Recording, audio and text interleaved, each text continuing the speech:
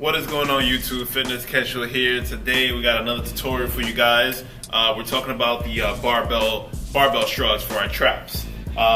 So one thing that we need to keep in mind when we're talking about our traps is that, you know, it is a slower muscle to contract, meaning they're comprised of more slow twitch muscles.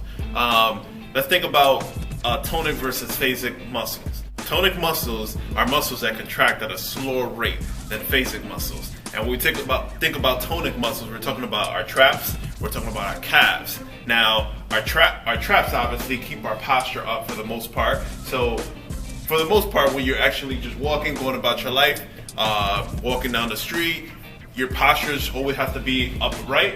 Your traps are semi-activated. The same thing goes for your calves. Every time we walk on our calves, obviously every step we take, our calves are being activated as well. And some people walk that they kind of like do a little toe raise right here. That's even activated a little bit more. But every step that you take, you can see your calves contracting. So that's the difference between those muscles versus, let's say, your quads in this instance. Your quads, when you're walking, like, yeah, they're getting some action, but they're not getting as much action as they're not getting any knee flexion, or knee extension. I mean, so if we were to go up the stairs all the damn time, imagine how powerful our legs would be, because obviously now we have to extend the knee, and then we have to extend to keep going up and down. So that's the difference between tonic versus phasic muscles. So when it comes to developing your traps or training your traps, my opinion, again, this is all based on my experience as far as how I've trained my traps and what has worked for me, is slow and controlled, not really worried about the weight.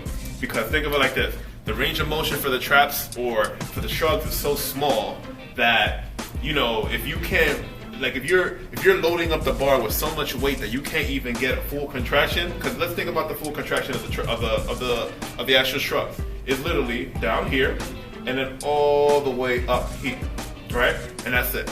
So if that's all you're doing, and you're loading up so much weight that you're only doing this, what are you actually doing? You're not getting a full contraction. It's the same thing as, you know, freaking loading up the squat bar with maybe 400, 500 pounds, and you can't even get to 90 degrees to fully put the load on your actual quads. You're only going up to here. You're only doing this and then coming right back up. Like, that's not really gonna get your quads as much as you getting down in the hole and actually putting that load on your quads and then bringing it right back up. So if you're squatting a lot of weight but you're not getting full range of motion, or if you're doing your shrugs with a lot of weight and you're not getting the full range of motion, just drop the weight and focus on higher reps and focus on those contractions at the top of the actual traps. So key points to think about when you're doing the traps, when you're doing your shrugs actually. So I like to point my hands, I put them right here about shoulder width apart, so that, you know, I can go straight up and kind of, like, in my opinion, go out and contract this way. So when I come up, right there. So we got to think about how the traps contract. So the contraction of the traps comes from when this and these get closer together. So when this happens right here. So when the top of the trap right here and the bottom part of the trap contract, go right here. So that's what I want to do.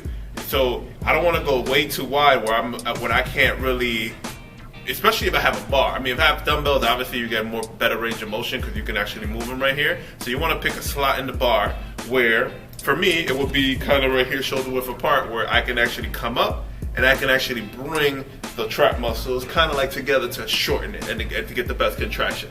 So that's number one. Two, and this is something that I see in the gym a lot, and I'm gonna try to do this from the side here. So people do it with their head up, and they're doing this right here. Now, this is limiting your range of motion because now my traps are hitting my neck, and they can't go any further than that because my neck is in the way. So how do you fix that? You kind of put your head out a little bit, and you kind of do this right there. Now you have a better range of motion rather than if you had your neck over here, you're like bumping your neck all the damn time right there. Plus, bumping your neck like that, especially with a lot of weight, is definitely going to cause you to get some type of like shoulder trap pain. And I've had that before because I used to do shrugs like that, but I don't do them anymore because I learned my lesson. So now all my shrugs, I'm leaning forward a little bit and I'm just coming right back, trying to put them as far back as possible and thinking I don't want to roll my shoulders back because you don't ever want to do that with a lot of weight, but you want to think roll back, because obviously, if we think about it, where do we have the most muscle on our traps? It's not on the front, it's more on the back. So if you roll them back, you're gonna get the more definition on the back part of your traps as well as the front. So here we go. I got 135 in the bar. So let's pretty much go a couple sets here. So again, I'm gonna go about shoulder width apart on this bar, right here. And key point. You want to tighten up those damn glutes. Tighten up your glutes so that your lower back doesn't take a lot of toll when you're actually shrugging these. So again, head out, and we're just coming up right there, and then back up. They talking about me in the trap house. You heard? They asking about me in the trap house. You heard?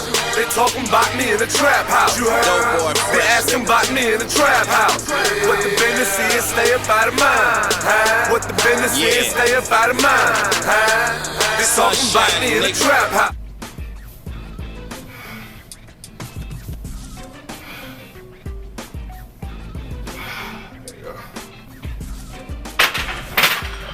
That is the cable shrug. Now, another thing that you want to do, especially for advanced lifters, again, if you do as a beginner, you could do anything with wrong form. You could not have I don't know, your tempo could be a little quicker, and you will still make gains because it's still something new to the body. But here's one thing for you beginners: bad form is gonna get old real quick. Therefore, you have to practice proper form in order to, I guess, contract your muscles in a different way, but more effectively. Because obviously, bad form, regardless of how you do it, it's gonna be new to the body, and okay, you make a couple gains, but then after that bad form gets, your body gets used to it. Now you gotta actually practice the proper form, and now you gotta train your whole body brand new in order to learn something that it could have learned a couple of months ago. So proper form is always best. One, because obviously you're gonna make the best gains. That's one. And the most important one, obviously number two, would be for safety purposes. So definitely practicing proper form is extremely important. So another thing that I like to do is I do a little pause. Again, the range of motion for the actual shrugs is not that big, or there's not a big range of motion compared to, like, let's say a chest press where you can come over here and go all the way out here. It's just pretty much just bringing our shoulders up and down, right? So in that case, what I like to do is I like to do a little pause. I like to come up, pause for a second, and then come right back down, just to keep the tension a little bit more on the traps. Again, muscles don't understand weight, they understand tension, and the only time that I pretty much bring up the weight is when I notice that the current weight that I'm using, I'm not getting the maximum amount of tension no matter what I do. I mean, I'm not gonna try to bang out like about 30 reps to get more tension. Obviously, if I'm doing plus 20 reps, the weight is way too light. But I'm trying to always get about 12 to 15 with great form and getting the maximum contraction, and that's what works for me as far as developing my trap muscles.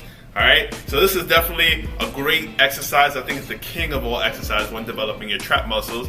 Obviously, there's other variations to work out your traps. I think I have those in my lean gains programs for the guys, because the girls, we really don't have a lot of trap exercises there. I mean, we have a couple, just so we don't neglect that body part, but we don't have a lot to kind of like build and emphasize on the trap muscles. But the lean gain program on my website for men definitely has a lot of trap workouts. Actually, traps emphasize with traps, calves, and abs as well. So definitely check it out if you guys have not checked it out. It's on my website right now at www.fitnesskensho.com. Get yourself a copy.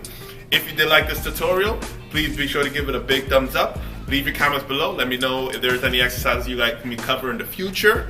And I will see you guys in the next video. Take care.